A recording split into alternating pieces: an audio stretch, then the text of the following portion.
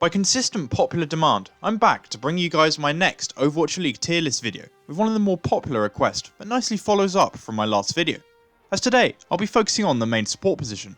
I'll be posting the full picture of my full tier list on Twitter that I'll link down below in the description and comments, where I'd like to know which tier list you'd like to see next. As always, this tier list only represents my own opinion, and I'll just make it clear now that beside one exception, I've kept this tier list to starters only, and you can assume that most of those I've left out would have found themselves in D tier, so you won't be seeing any players like Kuki appearing here.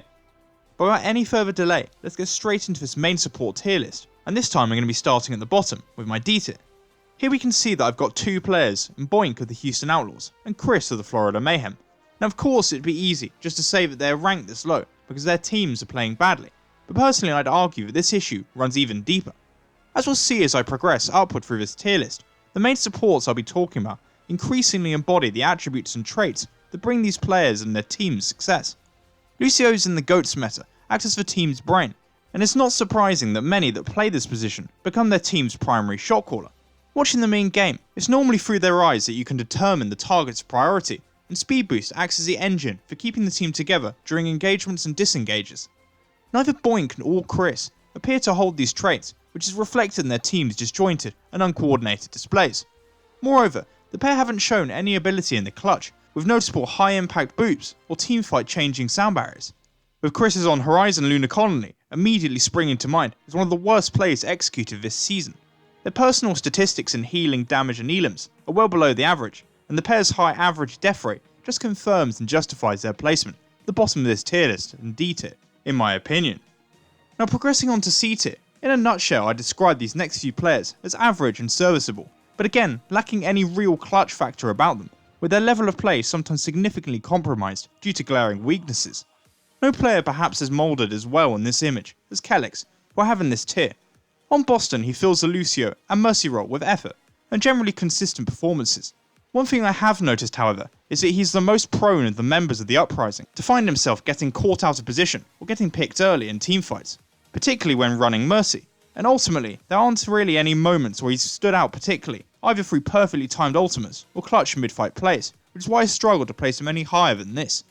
Roki and Chara meanwhile have equally failed to stand out at their respective sites, and Chara especially has had some very glaring poor performances, where he's been killed early and often out of position, and looked like he was feeding a lot of the time. But I think the pair have some potential between them, and have put in enough decent displays that slot them into this average C tier. With my B tier, we can begin to see why I stated how high the overall level and depth for this position was in the Overwatch League this season, with some players perhaps being a little lower than you might have anticipated. I'm going to start by talking about Evator, who like Kyo in my last tier list video, I heavily considered placing in a special tier of his own due to his almost exclusive play on Mercy, due to the Chengdu Hunter's preference to run multiple DPS comps, unlike other teams in the league.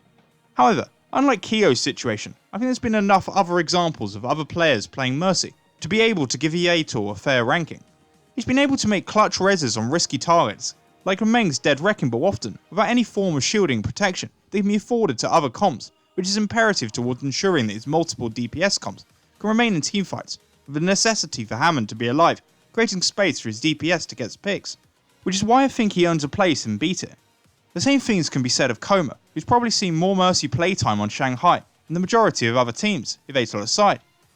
In this tier he's also put in some very consistent positive performances on Lucio, which is what makes me rate him higher right now, as I personally see a little more potential in his overall play moving forward. Elsewhere in my B tier, I've had the next two players I want to focus on, who are Jexa and Cruz, who I think have suffered similar drop-offs from the beginning of this season, albeit for different reasons. Both players before the season started were held in very high regard, with Jexa supposedly starting a bidding war as one of the most exciting Korean main supports heading to the league, and was receiving particular praise for his shot calling ability. Cruz meanwhile had showcased his shot calling ability and overall level of play on Lucio on Team UK during the Overwatch World Cup that had given South Korea their hardest series in the event. Both had a lot of hype around their play and shot calling, especially within the GOATS meta, and early performances looked promising.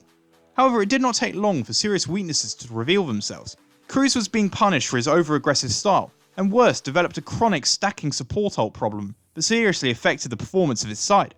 Jexa at the same time was often getting caught out of position, and despite being the main shot caller, just didn't seem to be gelling with the rest of his squad, which negatively continued to impact his level of play.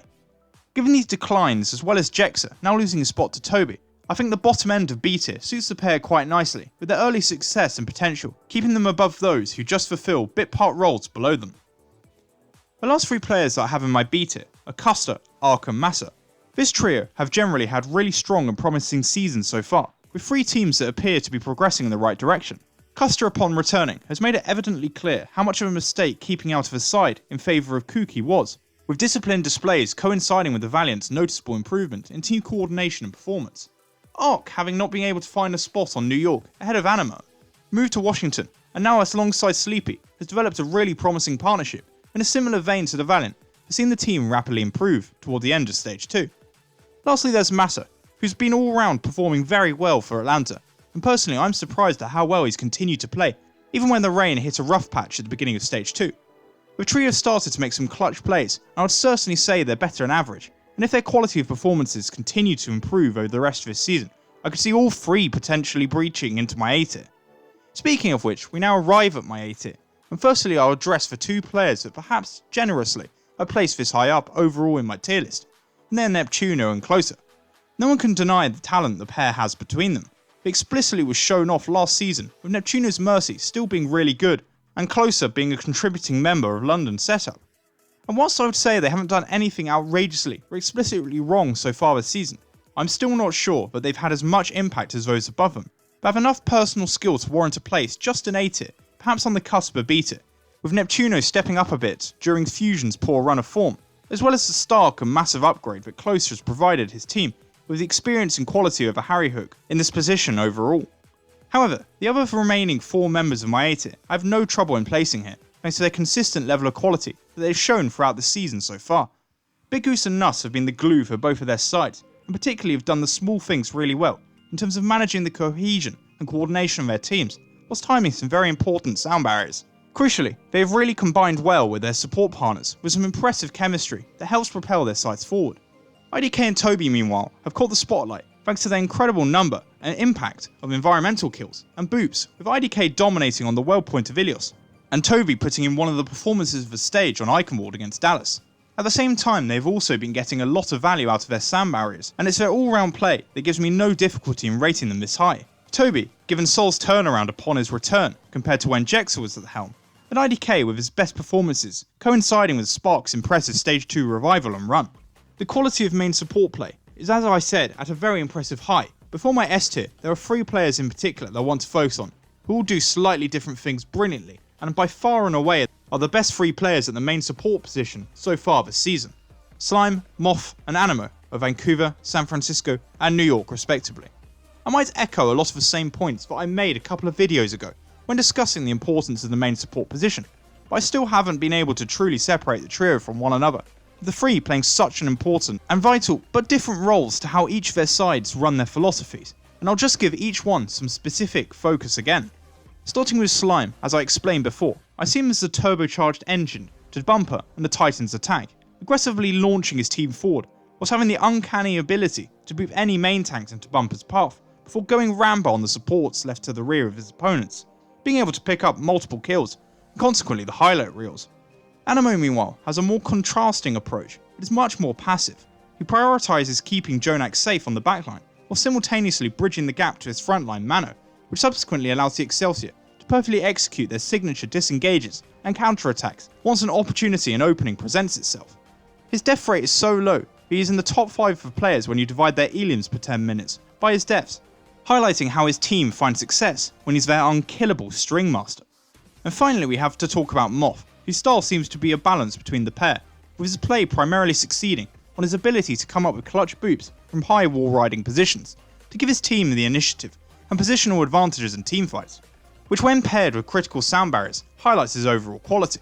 I'll reiterate the same point I've made before, that I think at least for as long as Goat's 3-3 meta remains, main support should definitely be given a greater amount of respect and recognition, to the point where at least this trio should be in the conversation of MVP candidates, where they definitely wouldn't have been before.